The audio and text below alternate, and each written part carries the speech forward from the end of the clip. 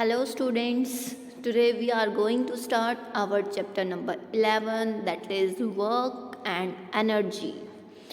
सो बेटा ये चैप्टर हमारा फिज़िक्स का चैप्टर है। उससे पहले हमने motion, law of motions and यहाँ पर फिर हमने ग्रेविटेशन वाला चैप्टर कंप्लीट कर लिया था। उसके बाद ये आपका फिज़िक्स का लास्ट चैप्टर है हमारे पास वर्क एंड एनर्जी।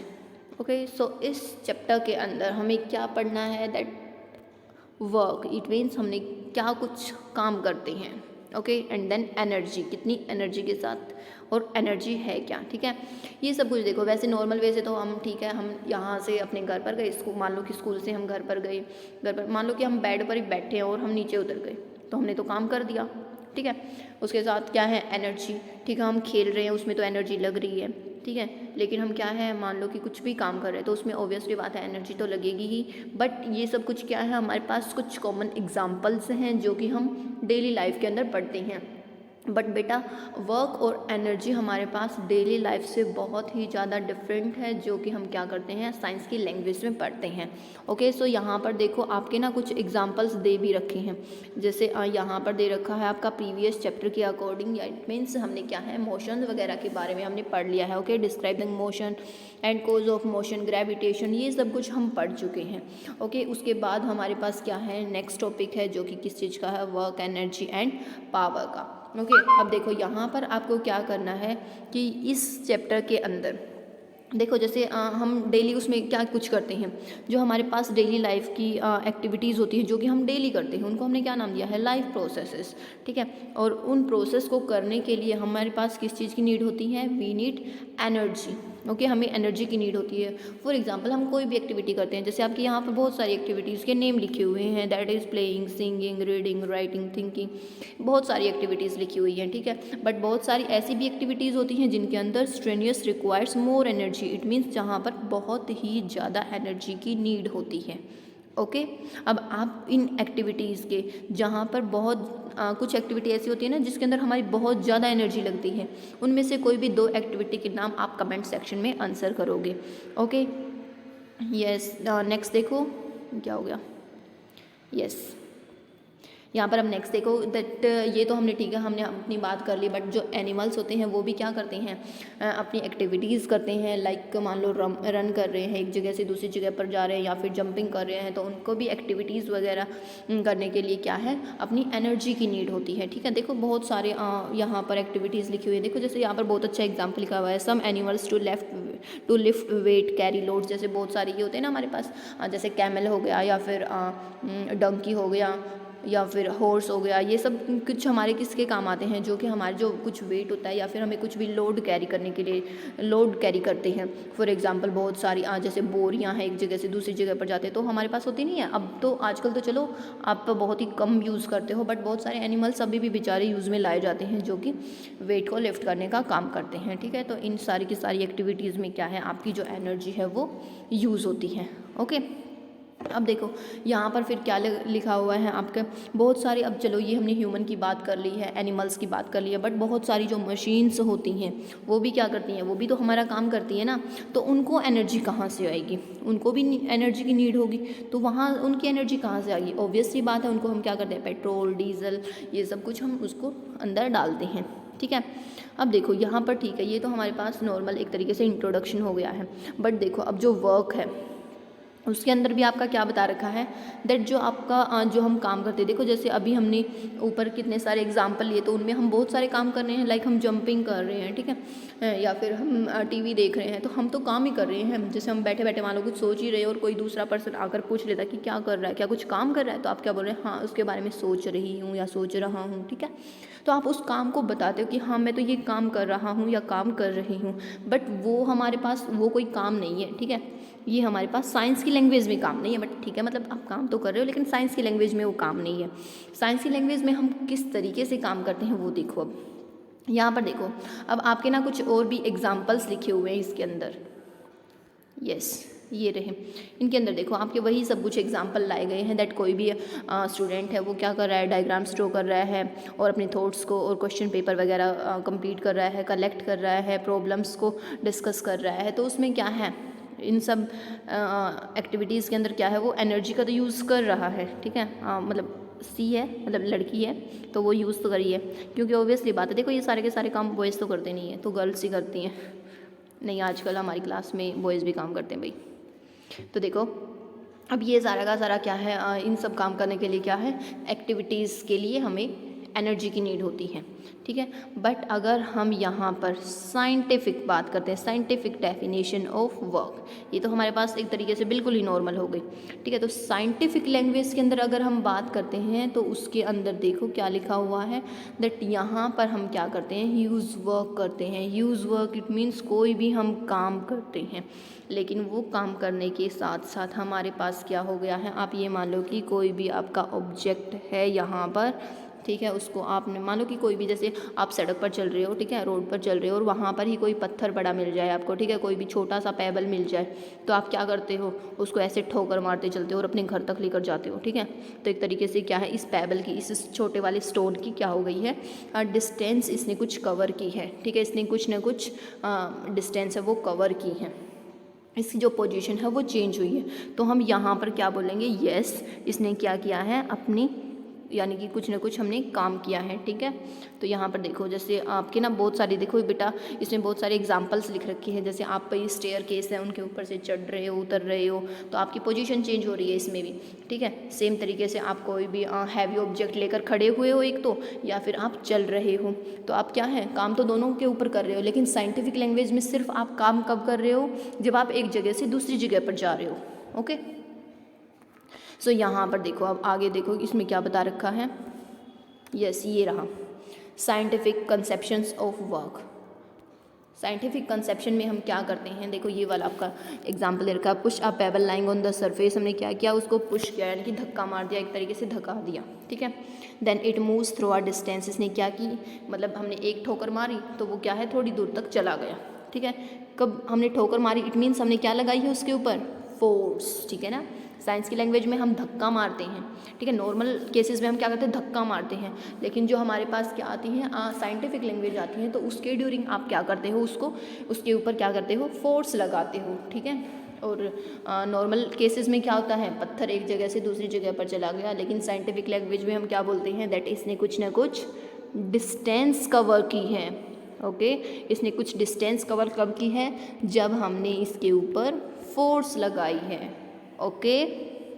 हमने क्या किया है, कुछ ना कुछ फोर्स लगाई है और तब इसने क्या है, कुछ ना कुछ डिस्टेंस कवर किया है, तो ये एक्चुअल में वर्क हुआ है, ठीक है। साइंस की लैंग्वेज में हमने इसी को वर्क बोला है। अब देखो ये वर्क होगा कैसे, और हाँ इस चैप्टर के नोट्स मैं आपको सेंड कर दूंगी, इसलिए कोई भी ऐसे वैसे नोट्स मत बना लेना, ओके। सो आप जो नोट्स हैं वो वहाँ से प्रिपेयर करना, और अगर उनमें फिर भी कोई डाउट लगता है तो मुझे बता देना। अब आगे देखो बेटा, बहुत सारे इसमें एग्जाम्पल, ये एग्जाम्पल की भरमार लगा रखी है एनसीईआरटी ने, ये हमने फर्स्ट एग्जाम्पल कर लिया, ओके। देन उसके बाद देखो बेटा second example, a girl pull a trolley, उसने क्या किया, एक ट्रॉली को क्या किया है, पुल किया है, खींचा है, और तो क्या कर लिया, ट्रॉली ने भी थोड़ी सी डिस्टेंस को कवर कर लिया है, ठीक है। कब कवर किया है, जब गर्ल ने क्या किया है, फोर्स एक्सर्ट किए हो उस ट्रॉली के ऊपर, इसलिए वो क्या हो गई है, डिस्प्लेस हो गई है, और डिस्प्लेस होने के बाद ही क्या हो गया, वर्क हो गया, हमारा काम हो गया, ठीक है। सेम वे से चलो थर्ड एग्जाम्पल के ऊपर आ जाओ, lift a book through a height, हमने क्या किया है, एक हाइट तक बुक को उठाया, यानी कि बुक हमारे पास एक तरीके से मान लो टेबल पर पड़ी हुई है, हमने टेबल से बुक उठा ली है, तो क्या हो गया, हमने बुक उठाई तो हमने फोर्स अप्लाई की और बुक है वो ऊपर उठ गई, तो इट मीन्स बुक की जो जगह है, जो पोजीशन है वो क्या हो गई है, चेंज हो गई है, इसलिए यहाँ पर भी हमारा काम हो गया है, ओके। यस ये आपका इन तीनों एग्जाम्पल्स का कंक्लूजन दे रखा है बेटा।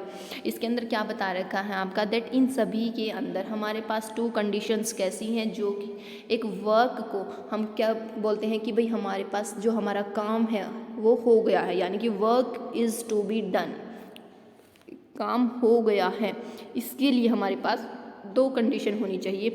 फर्स्ट कंडीशन क्या है, a force should act on an object, यानी कि जो फोर्स है वो एक ऑब्जेक्ट के ऊपर काम कर रही है, और सेकंड क्या है, ऑब्जेक्ट मस्ट बी डिस्प्लेस्ड, यानी कि जो ऑब्जेक्ट है वो वहाँ से डिस्प्लेस भी होना चाहिए, यानी कि उसकी पोजीशन है वो चेंज भी होनी चाहिए, उसी को हमने क्या नाम दिया है, वर्क। यानी कि वर्क इक्वल टू क्या हुआ है, फोर्स भी लगा है और डिस्टेंस भी कवर हुई है, ओके, उसी को हमने किस चीज़ का नाम दिया है, वर्क। तो आप इस वाले को अंडरलाइन कर लेना यहाँ से, जो ये वाली आपकी 2 लाइन्स हैं, यहाँ से work to be done force and ये सेकंड वाला, ठीक है, इसको आप यहाँ ये वाली लाइन अंडरलाइन कर लेना। ओके, बट अब देखो यहाँ पर अगर हमने ये बोला है अभी लास्ट वाले के अंदर कि भाई जो फोर्स है वो हमारे पास क्या है, सॉरी जो वर्क डन है वो हमारे पास क्या है, फोर्स भी है और डिस्प्लेसमेंट भी हो, तब हम वर्क को डन बोलते हैं। ओके, बट अगर हमारे पास इनमें से कोई भी कंडीशन नहीं है, फॉर एग्ज़ाम्पल हमने ये बोल दिया कि हमने सिर्फ फोर्स लगाई है, यानी कि एक इतना बड़ा बॉक्स है, ठीक है, उसको पतली सी ईशा उसको धक्का मार रही है, ठीक है, तो हिला ही नहीं अब वो, तो क्या है, ईशा ने तो अपनी पूरी की पूरी फोर्स लगा दी है, बट काम तो हुआ नहीं ना, बॉक्स तो हिला नहीं, तो क्या है, हमारा काम नहीं हुआ।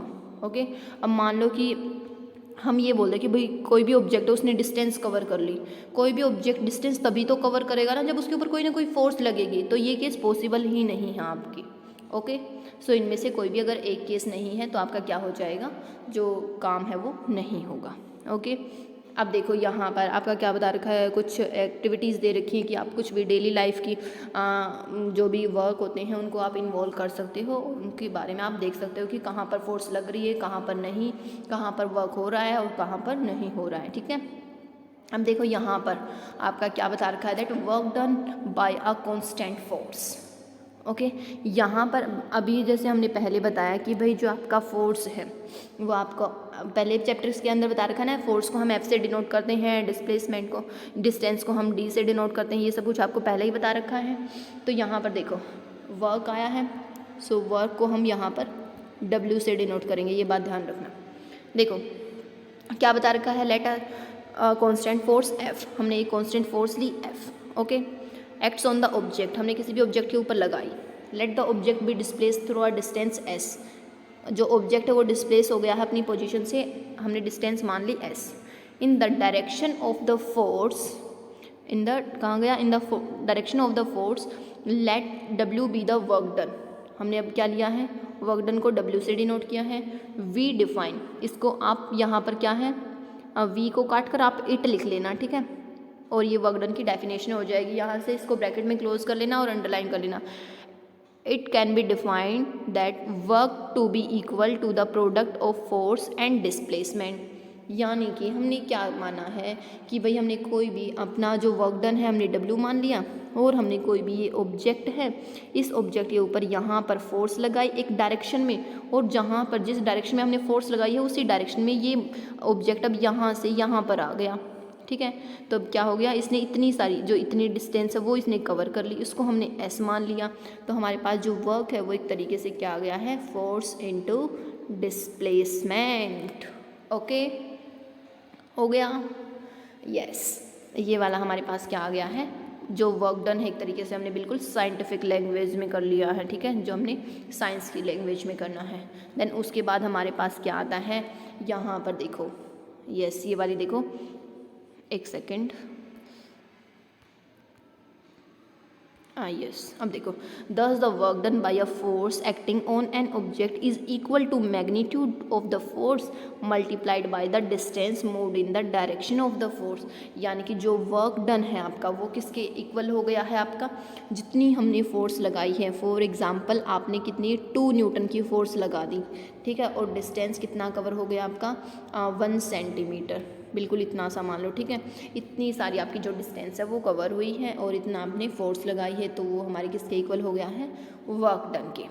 ओके, बट क्या है, जो वर्क डन है उसके पास क्या है बेटा, मैग्नीट्यूड तो है लेकिन डायरेक्शन नहीं है, और ऐसी क्वांटिटी को हमने क्या नाम दिया था जिसका सिर्फ और सिर्फ मैग्नीट्यूड हो, चलो जल्दी से कमेंट सेक्शन में इसका आंसर करो, that the quantity which have only magnitude. देखो चलो आपको हिंट दे देती हूँ, हमने क्वांटिटीज़ के 2 टाइप किए थे, that is vector quantity and scalar quantity, ठीक है। अब आप मुझे कमेंट सेक्शन के अंदर बताओगे दैट जो वर्क डन है, इन्होंने ये तो बोल दिया कि सिर्फ उसका मैग्नीट्यूड है, डायरेक्शन नहीं है, आप कमेंट सेक्शन के अंदर इसका आंसर करोगे that work is a scalar और वेक्टर क्वांटिटी।